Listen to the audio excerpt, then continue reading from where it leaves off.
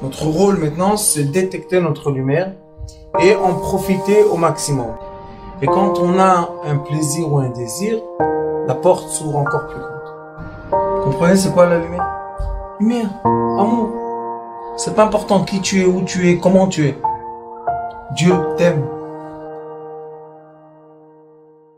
Nous sommes dans la paracha de Teruma. Et dans la paracha de Teruma veut dire le don qu'on donne. Teruma, c'est un don, d'accord. Dans cette paracha-là, Moshe Rabbeinu monte dans les cieux. Et Akadosh Baruch Hu lui montre la façon dans laquelle il veut que le peuple d'Israël crée le tabernacle qui doit être la maison divine, de la présence divine. Est-ce que c'est la présence divine de tout le temps ou c'est la présence divine spéciale? Parce qu'il est écrit Melo Kol Haaretz Kevodo, que la présence divine est partout sur terre. Si la présence divine est partout sur terre, pourquoi j'ai besoin d'un tabernacle? Est-ce qu'il y a un endroit dans le monde qu'il n'y a pas la présence divine? C'est possible. Et la présence divine fait vivre tout minéraux, végétaux, animaux, êtres, solides, liquides, gaz, lumière. Donc, qu'est-ce que j'ai besoin de ce tabernacle? Pourquoi j'ai besoin du temple? Pourquoi on est obligé de dire, premièrement, qu'il y a une place spécifique pour ça? Première question. Et qu'est-ce qui se passe dans le monde entier? Deuxième question, est-ce que dans cette paracha, vraiment se crée l'endroit maintenant dans cette paracha, ou bien la paracha c'est juste une vision? On a une paracha entière qui nous explique comment Moshe visionne, et dans deux parachas, on va voir Vayakel, Moshe crée. Et quand il crée, encore on nous donne les mesures, des tables, des trucs. La Torah, vous savez, elle est très avare en mots. Chaque mot, chaque lettre, c'est très juste.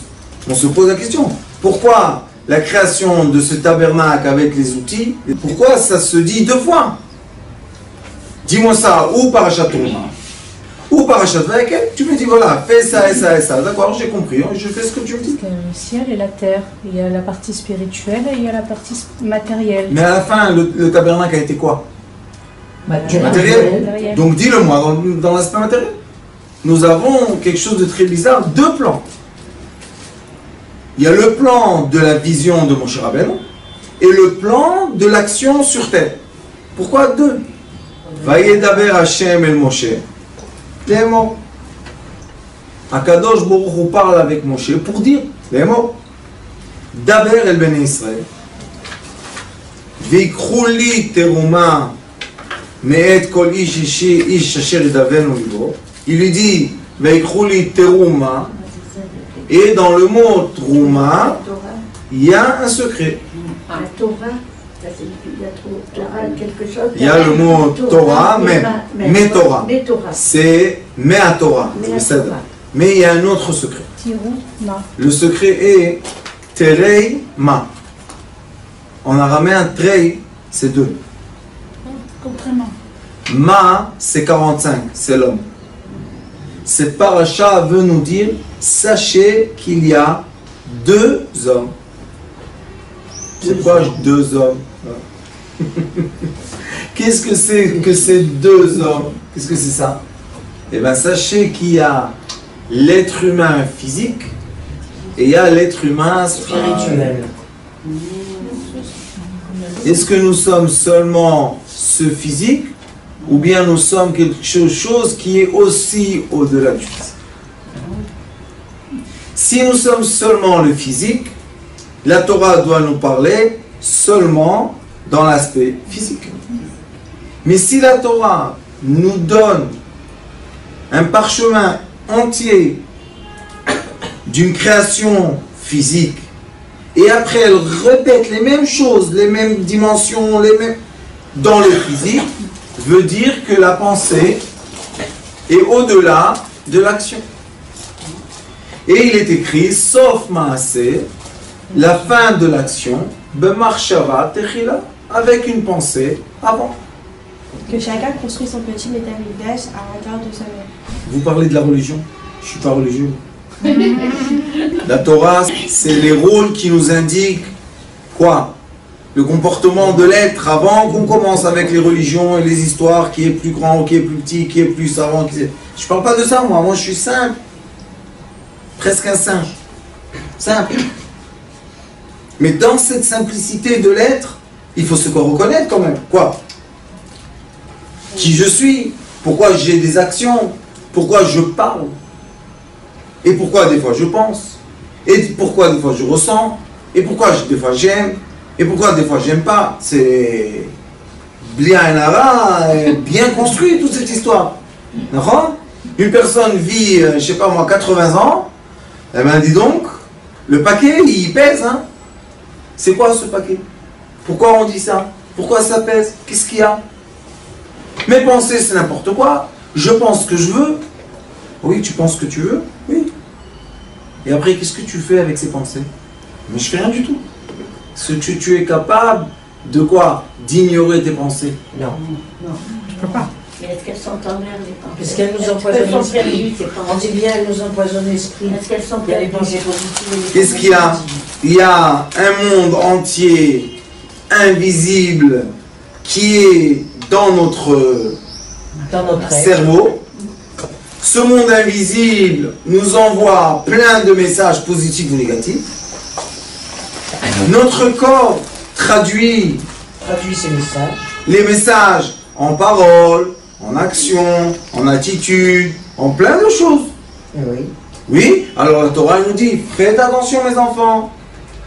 Vous n'êtes pas l'action du tout. L'action c'est la fin du processus qui commence. Dans quoi? Très homme. Il y a deux hommes essentiels. Il y a l'homme lumière et il y a l'homme matière. Ce sont les deux êtres essentiels. Avant qu'une personne grandisse, elle sort du ventre de sa maman, il y a ce qui s'appelle l'image fantôme. On peut voir l'espace de lumière dans lequel l'être humain va grandir. On fait ça dans la main, on photographie la main d'un enfant et on voit l'espace fantôme et on dit cet enfant il va avoir une main 22 cm. Il va avoir une main 18. Il va avoir une main, je sais pas, 15. Pourquoi on dit ça? Parce que la lumière est toujours avant la matière. Nous, on voit la lumière de la lampe sans regarder la lampe. Parce que la lumière, toujours, comme c'est la matière la plus légère, elle est toujours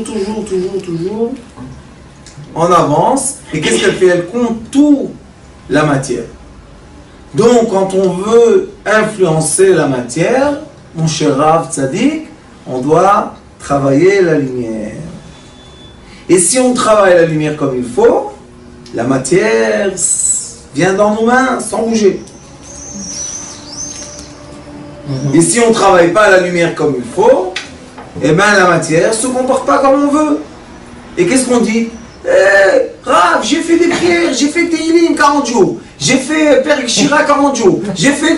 Je dis, qu'est-ce que c'est ça? On achète et on vend de la matière, qu'est-ce qui se passe? J'ai fait ça et ça, pourquoi ça ne marche pas? Je dis, pour que ça marche, il y a des conditions. C'est comme quelqu'un, il a un ordinateur, et il n'a pas Wi-Fi. Et il tape sur Google, il tape, il s'énerve, il tape. Mon fils, connecte-toi, après tape. Aujourd'hui, on peut expliquer, parce qu'on a plein d'informations dans l'air. Et c'est de l'information qui peut nous rendre riches. Vous savez qu'il y a beaucoup de gens dans le monde qui sont des millionnaires, qui vivent, ils travaillent seulement de la maison. Seulement l'ordinateur, le matin, il fait sa position dans, je sais pas quoi, dans les bourses. Le soir, il voit combien il a gagné, combien il a perdu. Il fait la moyenne, il est content, il va dormir. Personne ne le connaît, personne sait son nom, où il est, et il habite dans une forêt, dans une île, quelque part, que personne ne connaît. C'est un troisième homme. Quoi? C'est un troisième homme, c'est l'homme virtuel. L'homme virtuel. Non, mais l'homme virtuel, Rav, c'est le miroir matériel qui nous enseigne la Torah écrite. puisqu'on voit que le cerveau de l'être humain a créé tout un processus qui est exactement le processus qui est écrit dans le Torah. Qui veut dire quoi? Tarum, hey, élève la matière. Comment? Trei ma. Grâce aux deux êtres que tu es. Tu peux tarum, c'est quoi tarum? Élève la matière. Comment on peut élever la matière? On élève la matière avec la force spirituelle et matérielle. D'accord? Si quelqu'un il a par exemple un capital de 100 000 shekels, et s'il ne va pas bien penser à son argent, comment l'investir, dans quoi l'investir, faire des business plans, etc., il peut perdre 100 000 shekels en 20 secondes. Mais il peut aussi multiplier 20 000 shekels. D'accord? Alors on voit que si on veut que la matière soit en harmonie avec nous, on est obligé de faire quoi? D'accorder, d'assembler, de mettre ensemble trois dimensions. Il y a la matière, il y a la pensée et les sentiments. Pourquoi? La matière, c'est l'action, nefesh. La parole, c'est le ruach, l'esprit. Et la pensée, c'est l'âme. Nefesh, ruach, neshama. Et tout ça, c'est seulement dans le diamètre quoi? Physique. D'accord? La pensée est dans le physique. Où on pense? Dans les neurones. Oui, Romain. Si on arrive à connecter ces trois, est-ce que c'est comme ça qu'on se connecte avec le divin? Oui. Avec le divin. Il ne faut pas les connecter, Romain, il faut les aligner. Les aligner, ok. C'est-à-dire? On doit penser ce qu'on dit et faire ce qu'on dit. Ça veut dire qu'il y a une authenticité. Tout doit être aligné. Et c'est pour ça qu'il est écrit Mishepiv velibo shavim ikanes lebet amidrash. Seulement celui que sa parole et ses sentiments sont alignés a le droit de rentrer dans l'étude de la Torah. Ah, d'accord. Et là, ça met beaucoup de gens à l'extérieur de la vraie Torah. Quand la Torah nous dit ne vole pas, et on se prend la tête comme si qu'on vole pas, mais on vole, et après on va faire la prière Shemona Esrei, il y a un petit problème de décalage. Et après on se pose la question, pourquoi on est envoûté? Pourquoi on a des mauvaises pensées? Vous savez, j'ai rencontré un monsieur, que Dieu nous en préserve, il faisait un travail qui n'est pas tellement comme il faut, et une personne de l'autre côté du téléphone a fait quelque chose de pas tellement bien avec elle, et après, pendant des nuits, il ne pouvait pas dormir. Il était envoûté par l'esprit de l'être qui a, de l'autre côté, a fini sa vie. Ça existe jusqu'à présent. Tout le temps. C'est de l'argent facile, mais c'est de l'argent dangereux. Il n'est pas dangereux tout de suite, parce que tout de suite, cac, tu as fait ton coup, tu dis, ah, quel imbécile. Ouais, tu as raison, cet imbécile-là, il a un esprit. Quand son esprit va commencer à t'envoûter la nuit, tu vas voir c'est qui l'imbécile. D'accord? Alors il faut savoir que l'être est composé de trois dimensions. L'action, la parole, la pensée. Nefesh, Ruach, Neshama. Le foie, Nefesh. Le cœur, Ruach. Le cerveau, Neshama. Qu'est-ce qui se passe? Comme on est tellement à côté de nous-mêmes, combien de fois on fait des actions, on dit « Oh, excuse-moi, j'ai pas fait exprès. » Les sages disent « Qu'est-ce que ça veut dire de bouger une main sans faire exprès ?» Ton cerveau, il a donné un ordre de bouger la main, Oui. Alors comment j'ai pas fait exprès? Non, non, j'ai pas voulu. Tu as renversé le verre. J'ai pas fait attention. Ça veut dire quoi ça? Ça veut dire que les gens bougent. Et une marionnette dans l'eau. Ils ne savent même pas pourquoi ils bougent. Qu'est-ce qui s'est passé? Le mouvement du corps n'est pas du tout attaché à la parole, qui n'est pas du tout attaché à l'esprit. Mais quand même, nous sommes un robot qui bouge, qui parle et qui pense. Donc, qu'est-ce qu'on peut faire? Qu'est-ce qu'on fait? Concrètement, qu'est-ce qu'on fait? Je suis de l'action, je suis la parole et je suis la pensée. Alors qui je suis? Est-ce que je suis même par mes actions? Des fois on dit non, non, non.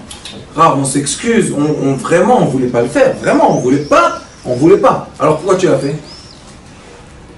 J'étais pas dans mon esprit. Il n'y a pas de problème. Viens, on parle avec ton esprit. Où il est? Envoie un mail, peut-être tu vas recevoir une réponse. Bon, viens, on emmène ton esprit. On commence à prendre l'esprit avec une ficelle comme ça. Oui, Mais c'est loin, ça peut être des kilomètres, ça peut être. Mais quelqu'un qui est énervé dépasse son esprit. Pourquoi? Parce qu'il a mis trop de feu dans la parole, et après les hommes disent aux femmes, oh je regrette ma chérie, je ne voulais pas te dire ça. Si tu ne voulais pas le dire, pourquoi tu l'as dit? Oh non, je n'ai pas fait exprès, c'est pas... C'est sorti seul. C'est pas moi. Oui, mais c'est sorti. C'est sorti. Qu'est-ce qu'elles disent les femmes? Moi, je l'ai... Moi, je l'ai reçu. Maintenant, toi, tu me dis que ça n'a pas été sorti de chez toi, alors dis-moi d'où c'est sorti. Et après, ils disent, non. On lui dit, vous savez, on fait des consultations de couple. Alors on dit à l'homme, écoute, avant que tu parles, réfléchis.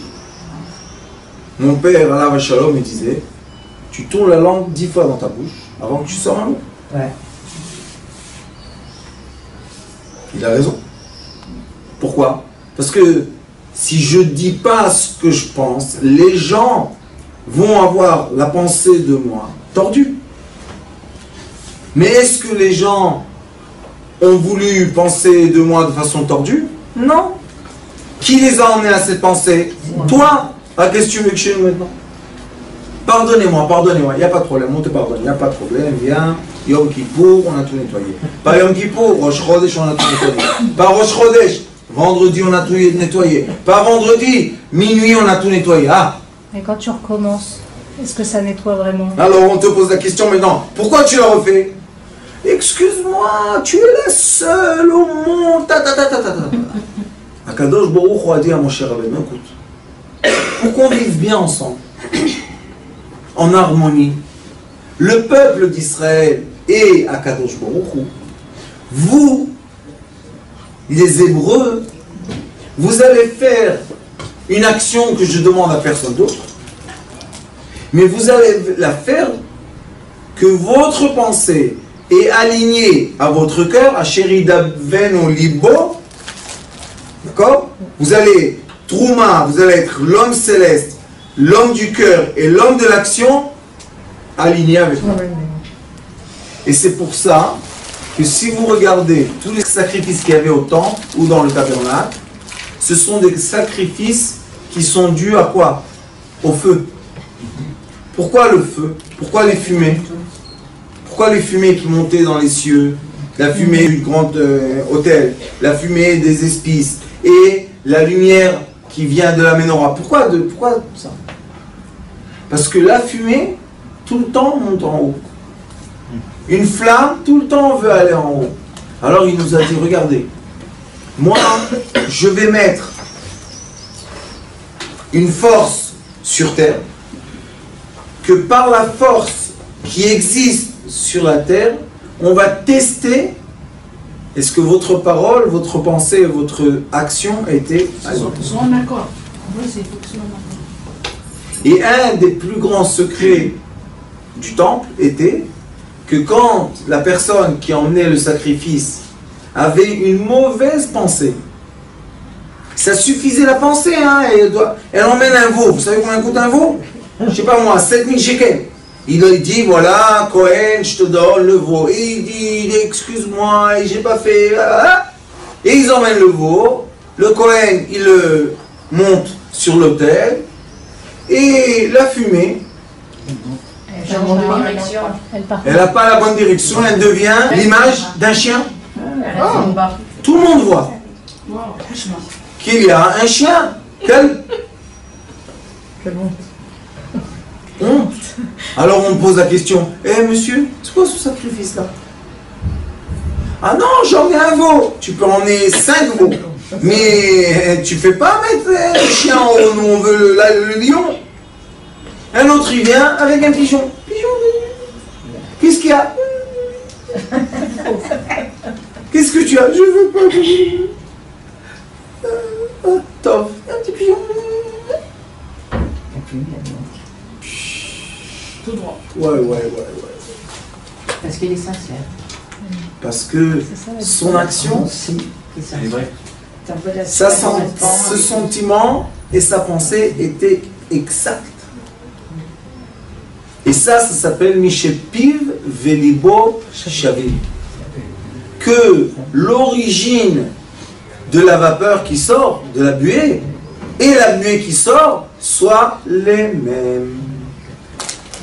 Et si ce n'est pas les mêmes, nous les êtres humains, on a des sentiments qui détectent vite si l'être humain devant nous est sincère ou pas. D'où tu sais?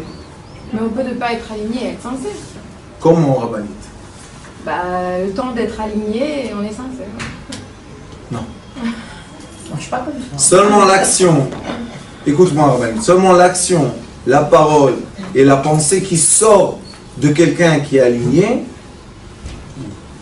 vont être acceptées chez l'être qui est devant lui. Et on se pose la question, comment tu sais, d'où tu sais, non? On te dit, d'où tu sais qu'il est comme ça et comme ça? D'où je sais? Je ressens. Ça veut dire quoi tu ressens? Qu'est-ce que c'est ça? Emmène-nous le détective de ressenti.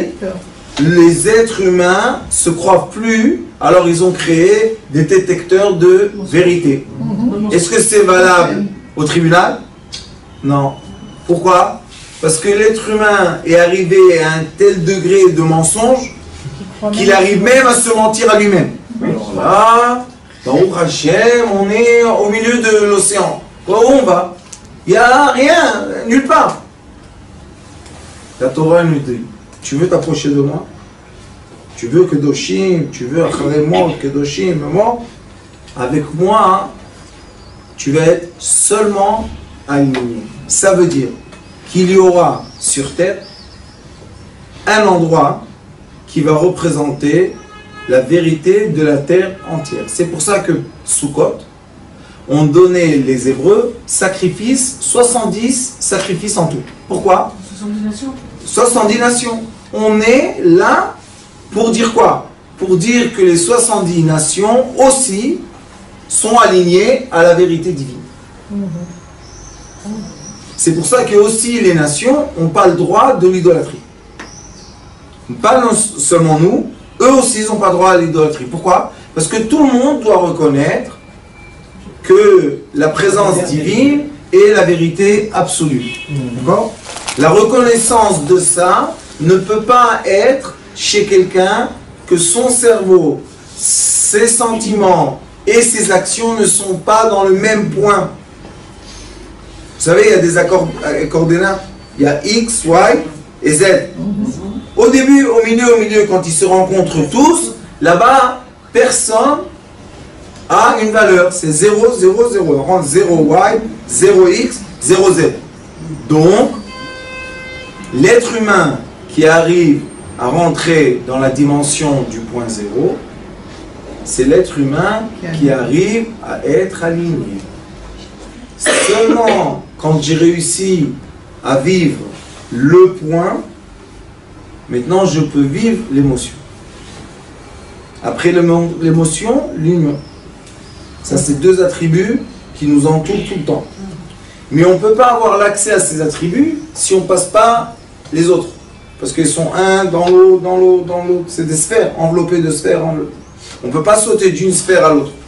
Il y a un test pour savoir si on est aligné ou pas? Oui. Ah. Une des façons les plus faciles de voir, c'est est-ce que la personne arrive de rentrer dans une paix et dans un silence C'est très dur. en un instant. Pourquoi c'est très dur? Parce que les gens qui veulent atteindre le point zéro vont dire j'ai eu des pensées, j'ai pas réussi à me concentrer, j'ai eu des idées qui sont venues, mes enfants, mon mari, Si tu es tellement distrait et tu n'arrives pas à reconnaître un point de silence, c'est très bien de savoir faire de la méditation avec le corps, c'est très très bien. Sauf que dans les méditations qui viennent du monde des moines, la méditation est que je régénère l'énergie dans moi-même. Ouais. Et nous, on n'est pas dans l'énergie séparée. Chez nous, c'est l'énergie unie du masculin et du féminin ensemble. Tout seul, ça n'existe pas. Tout seul, c'est pas un être humain. C'est même pas une moitié. C'est un récipient cassé en deux. Donc, qu'est-ce qu'on peut mettre dedans? Aucune fleur va tenir, puisque le récipient est cassé en deux. Et quand on fait beaucoup de yoga, il y a un moment qu'on est obligé de circuler l'énergie avec la respiration. Cette énergie-là nous régénère de tellement beaucoup de bonheur qu'on n'a plus besoin de l'autre. Et quand on n'a plus besoin de l'autre, là, on est dans l'inverse de l'union. On ne peut pas atteindre l'union. Alors, chaque mouvement qu'on fait a des conséquences sur nos sentiments, sur nos pensées, sur nos paroles. Tout vit ensemble. On ne peut pas dire à notre bouche, fais-moi plaisir, va faire un petit tour, reviens dans une heure. Pourquoi? Parce que la personne parle des bêtises tout le temps. Bon, tais-toi. Je peux pas. Alors va-t'en. Non, non, on veut le corps ici, la parole dort. On peut? On peut pas. Donc l'éducation de la Torah est quoi? Sache qu'il y a deux êtres. Et l'être qui est quoi? Le pont entre les deux êtres. Ces trois êtres-là, qui sont dans la dimension du corps, sont obligés d'être alignés à un point. Ça s'appelle le point de lumière qui est là. Ce point-là, c'est la connexion au divin. C'est la fontanelle quand le bébé est petit. Que c'est ouvert. C'est ouvert. Pourquoi? Parce que quand le bébé est petit, le bébé reçoit tout le temps de l'énergie et lui, le bébé, il est aligné. Son corps, son cœur, sa pensée, il veut manger, il crie. Il tape des pieds, il crie, il est rassasié, il veut dormir, tac, il s'endort. Maintenant, écoutez bien. Et pour la prière, Voilà, on est toujours perturbé. Donc en fait, on n'est jamais connecté avec Hachem. Arabe, il y a un livre, et il y a un sidour qui est ici, si vous voulez. Ça s'appelle, on a fait sortir, non? Voilà. Ça s'appelle Amoud Atfila. Baal Shem Tov. Le Baal Shem Tov Akadosh explique en 160 à peu près de commentaires comment s'aligner au moment de la prière. On doit, pendant la prière ou pendant l'étude ou quand on veut vraiment vivre quelque chose de vrai, on est obligé de tout rassembler à un endroit. Vous savez comment il appelle ça? Quand l'être humain ne ressent plus son corps. Quand est-ce que l'être humain ne ressent plus son corps? Quand il dort. C'est quoi la mitzvah de Purim qui va être dans quelques jours? Et ceux qui veulent envoyer Matanot, la Yonim, et etc. et à PayPal, c'est quoi? Dormir, dormiter. C'est écrit. Il faut boire du vin jusqu'à quand que ma conscience fait ça. Moi, je pense que je dors, mais après je continue à parler. Qui parle maintenant? Moment intérieur. Vous posez la question à l'être humain, quand est-ce que tu es dormi? Ah, je me rappelle que j'ai juste dit quelque chose à mon frère et boum, je me suis endormi. Oui, depuis la caméra, elle t'a bien photographié, tu étais bien filmé, tu dormais pas du tout. Mais lui, Il était sûr qu'il Il dormait. avait dormi. Ça s'appelle dormité. C'est quoi dormité? Quand je permets à tous les bruits physiques de s'éteindre et maintenant permettre la parole spirituelle de s'appliquer. Alors oui, Et la force de l'Ibbo des doutes, quand on est. quand on fait l'Aïbo des doutes, d'après, il y a beaucoup de façons, mais nous, notre façon d'Aïbo des doutes, c'est rentrer toujours dans le point zéro. Toujours être rien.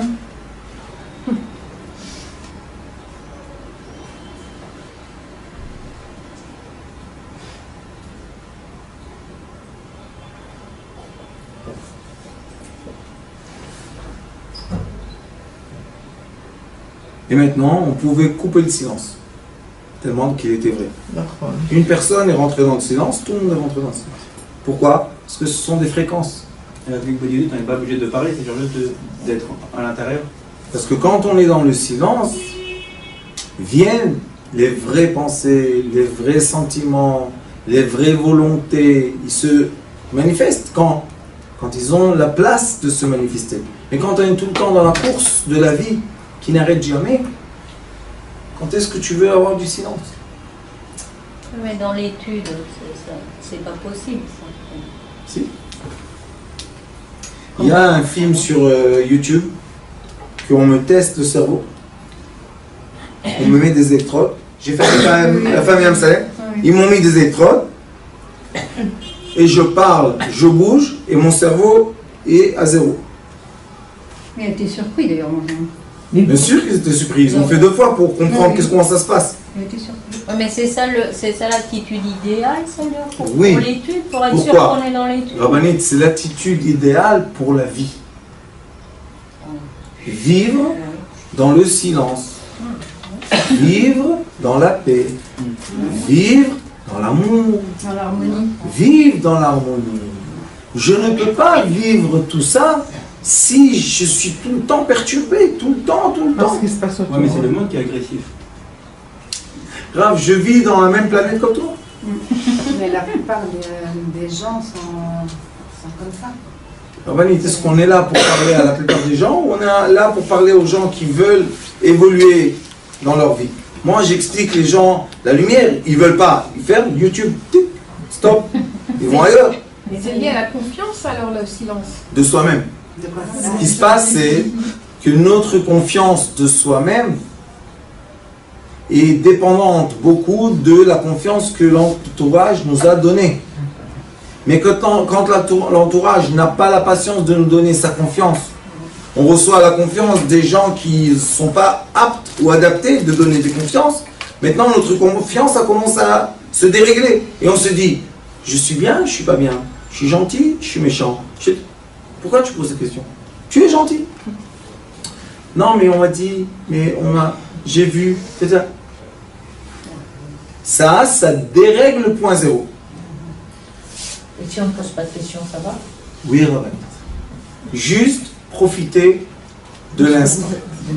Et vous mettez où la Algara pratique dans tout ça alors? Je veux te dire, quand l'être humain est en accord intérieur et en amour intérieur, il est connecté à l'Ashgacha Pratit. Mais tant qu'il est dispersé, la Ashgacha Pratit, c'est la veilleuse divine sur toi, tant que tu es dispersé, tu ne peux pas la ressentir, malgré qu'elle est là. Et c'est pour ça qu'il est écrit Me'et kol ish asher idvenu libo. Si la personne va me donner son cœur, tikrou et terumati. Prenez seulement de celui qui donne avec foi. Ne prenez pas de celui qui ne veut pas donner.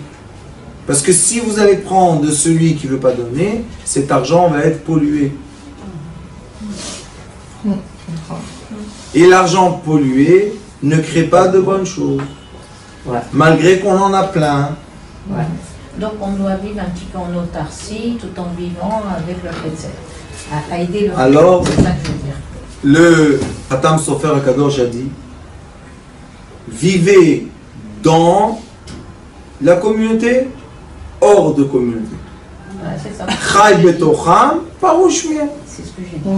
Je vis dans le social avec les lois du social, je respecte la loi du social.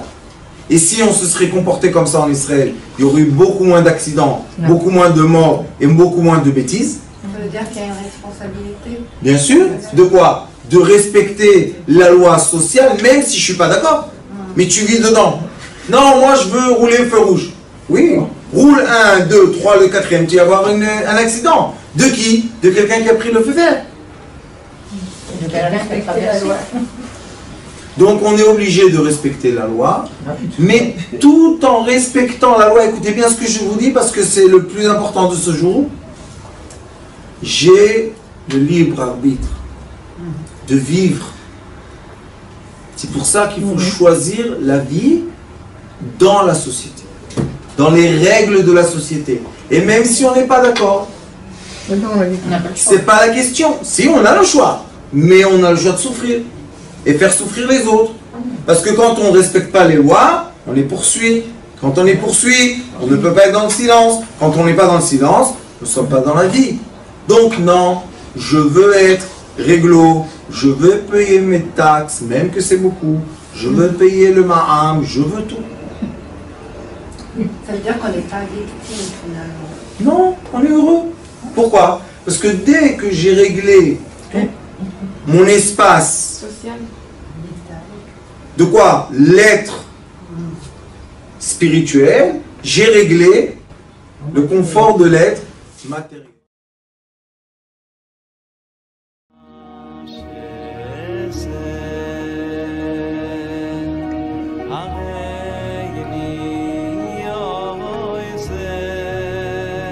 הוא היה אומר לי, בבית שלי יש מלאכים, לא רוצה לצאת מהבית.